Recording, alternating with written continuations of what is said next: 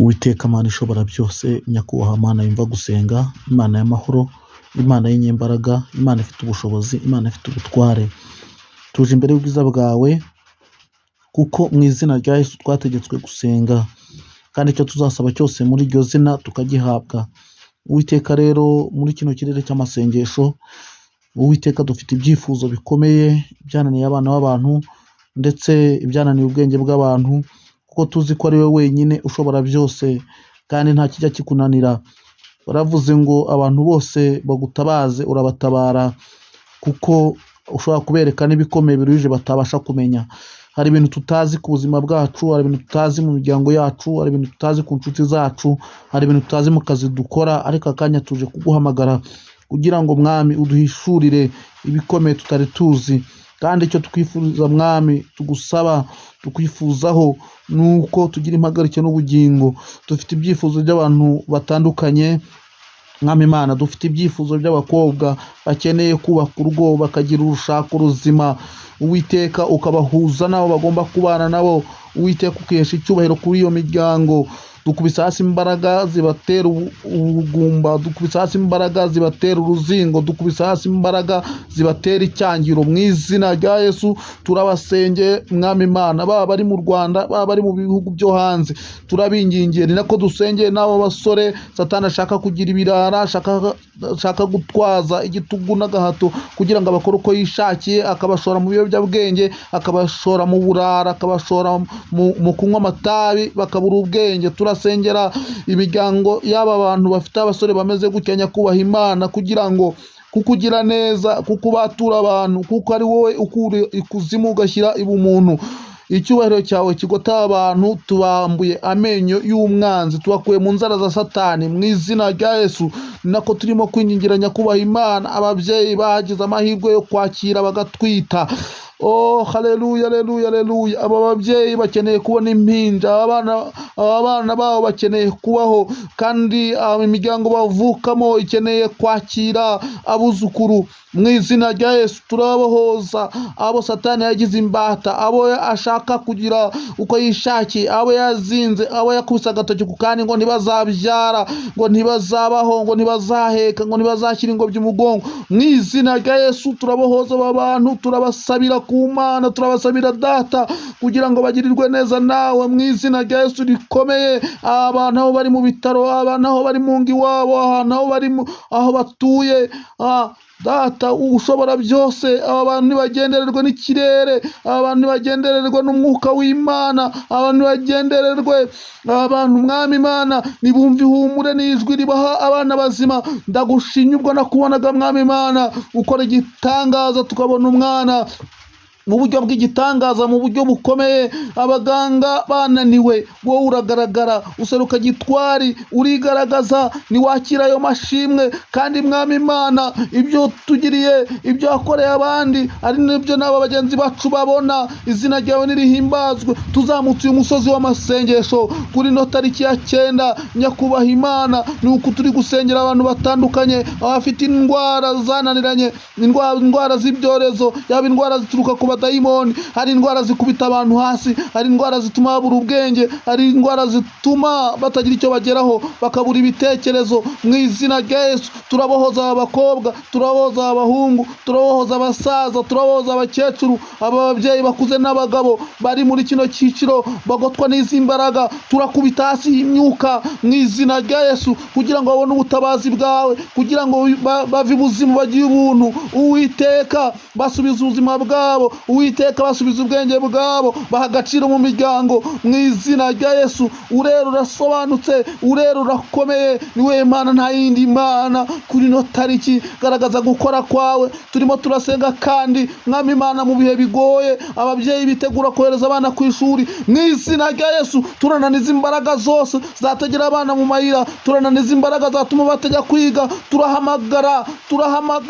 Turahamagara imbaraga z'Imana kugira ngo zikorane nabo. Turabasabira ubushobozi, turabasabira amafaranga. Mwami Imana, hari abageze iyi saha kuri ino tariki batarabona ibikoresho by'ishuri, ntabwo ujya ubura ukuntu ugenza abantu bakubaha. Icyo wavuze warakivuze, icyo wanditse ku buzima bwabo waracyanditse, kandi ibyo bifuriza ni byiza, ntabwo ari bibi. Turasenze Mwami mu izina rya Yesu ngo babone uburengezi. Turingingira kandi ababyeyi bafite abagabo babo batwawe n'amarari yo kujya mu bagore, bagata ingo zabo bakibera mu bubari, mu izina rya Yesu turakubita hasi izi mbaraga zabatwaje igitugu, mu izina rya Yesu, kugira ngo aba bantu babashe kugaruka mu ngo, babasha kugira ubuzima, babasha kwinjiza umusahara, dore ko amafaranga yose yabona bakayangiza, ndetse bakayatera ngo mu nzira, bakayatera inyoni. Bunga Mwami umutekano w'izi ngo ziri gusenyuka, mu izina rya Yesu, mu izina rya Yesu ndakwinginze ngo wubake ingo z'abantu, dore ko urugo rwubakwa n'ibintu bine Mwami Imana. Urugo rwa mbere rwubakwa no kukubaha, rukubakwa Mwami Imana n'umuryango, rukubakwa n'ubwuzuzanye n'ubwumvikane, rukubakwa no guca bugufi no koroherana.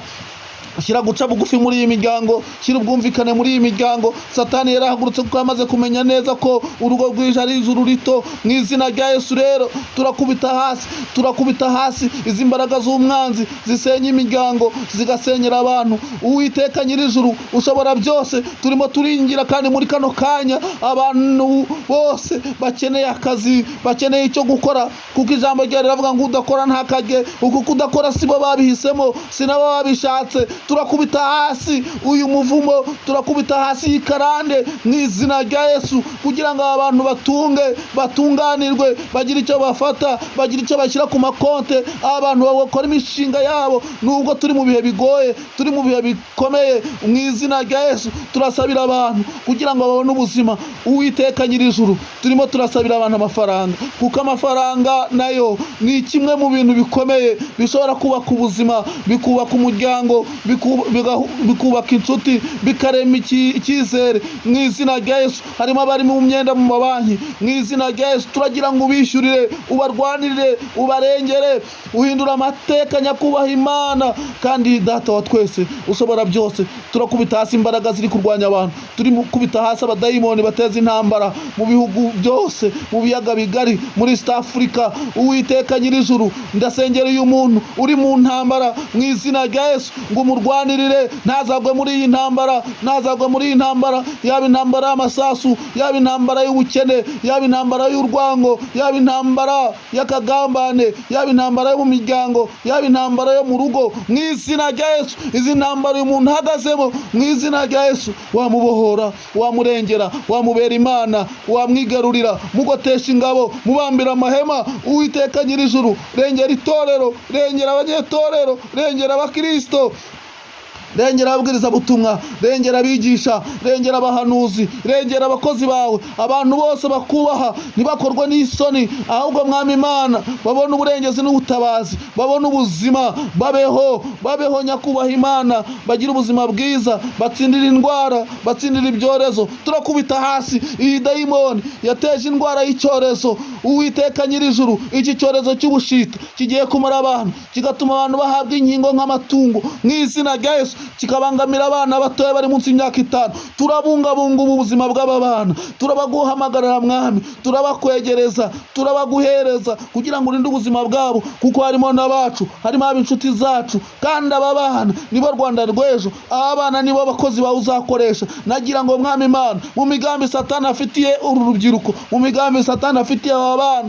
abateza iki cyorezo, mu migambi Satani afite Mwami ku gihugu yo gushoramo iki cyorezo, mu izina rya Yesu turakubita hasi izi mbaraga. Kandi Mwami Imana, buri kintu cyose ugifitiye igisubizo. Ndagushimye kuri Imana ishobora byose, ndagushimiye kuri Imana ikora byose, ndagushimiye kuri Imana isubiriza igihe, ndagushimiye kuri Imana iturengeye. Ntabwo tuzakorwa n'isoni, abakwiringiye Mwami Imana ntabwo bazakorwa n'isoni, ahubwo turararamye, dutumbiriye hejuru, kuko ibigeragezo bije, kuko intambara zihari, kuko ibigoye bihari, kuko ubukene buhari, kuko inzara ihari, ariko muri byose urabishoboye.